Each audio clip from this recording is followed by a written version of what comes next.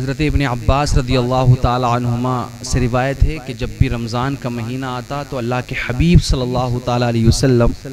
قیدیوں کو رہا فرما دیتے اور سائل کو عطا کرتے۔ دیکھیں یوں تو ہر روز ہر دروازے پہ کوئی نہ کوئی سائل، کوئی نہ کوئی مانگنے والا ہمارے دروازوں پر آیا کرتا ہے،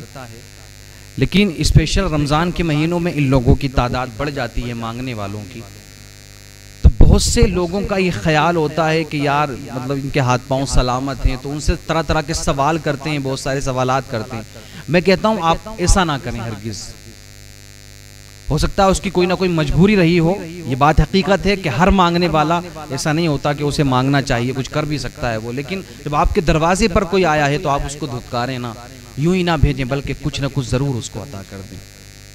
کس نیت سے آپ کو عطا کرنا ہے؟ کیونکہ یہ میرے آقا کریم صلی اللہ تعالی علیہ وسلم کی سنت ہے کہ جب بھی دروازے پر کوئی سائل آئے، کوئی مانگنے والا آئے، تو آپ اس نیت سے اسے دیو کہ آپ نے اللہ کے حبیب صلی اللہ تعالی علیہ وسلم کی ایک سنت کو ادا کیا ہے، آپ نے آقا کے طریقے کو اپنایا ہے، تو انشاءاللہ العزیز آپ کو ثواب بھی ملے گا۔ تو جب رمضان کے مہینے میں مانگنے والے آئیں تو تب بھی آپ ان کو کچھ نہ کچھ عطا کریں، رمضان کے علاوہ آئیں تب بھی آپ ان کو کچھ نہ کچھ عطا کریں۔ اور یہ میرے رب کا شکر ہے کہ اللہ نے ہمیں دینے والا بنایا ہے، مانگنے والا نہیں بنایا۔ تو رمضان کا مبارک مہینہ بڑی فضیلتیں رکھتا ہے اپنے اندر، اور میرے آقا ارشاد فرماتے ہیں کہ جنت شروع سال سے لے کر آخری سال تک رمضان کے لیے اسپیشل سجائی جاتی ہے، آراستہ۔ اور جب رمضان کا پہلا دن آتا ہے تو جنت کے پتوں سے عرش کے نیچے ایک ہوا حور عین پر چلتی ہے، اور وہ کہتی ہیں اے رب تو اپنے بندوں سے ہمارے لیے ان کو شوہر بنا جن سے ہماری آنکھیں ٹھنڈی ہوں اور ان کی آنکھیں ہم سے ٹھنڈی ہوں۔ لیکن سمجھیں آپ حضرات، یہ ہر کسی کی تو لیے نہیں ہے نا، جو رمضان کی عظمتوں کو جانتا ہے، رمضان کے مہینے کا ادب و احترام کرتا ہے، روزے رکھتا ہے، صحت و تندرست ہے، روزے رکھتا ہے، انہی لوگوں کے لیے یہ آفر ہے۔ اب ایسا نہیں ہے کہ بہت سے لوگوں کو دیکھا جاتا ہے بھی رمضان کے مہینے میں بیچ چوراہوں پر کھا رہے ہیں، پی رہے ہیں، رمضان کے مہینے کا ادب و احترام بھی نہیں ہے۔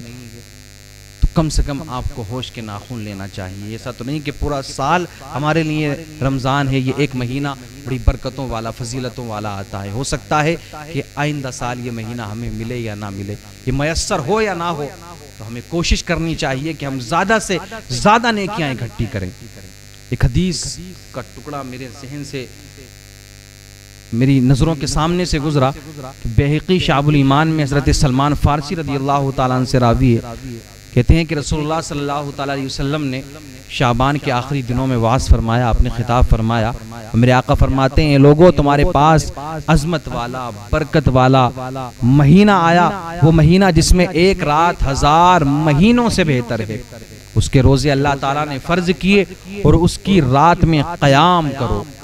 سنتوں کی پابندی کرو، نمازوں کی پابندی کرو، اور زیادہ سے زیادہ نیک کام کرو۔ اس میں نیکی کا کوئی کام کرا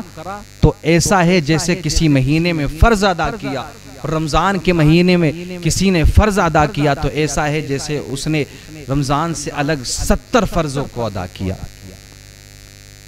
یعنی ایک فرض کو رمضان میں ادا کیا تو اللہ رب العزت اسے 70 فرائض ادا کرنے کا ثواب عطا فرمائے گا۔ اور یہ مہینہ صبر کا ہے، اور صبر کرنے والے کے لیے جنت ہے۔ اور جب بھی کوئی روزہ دار ہو تو اسے افطار کرانے کی کوشش کریں آپ حضرات، افطار کرائیں روزہ دار کو۔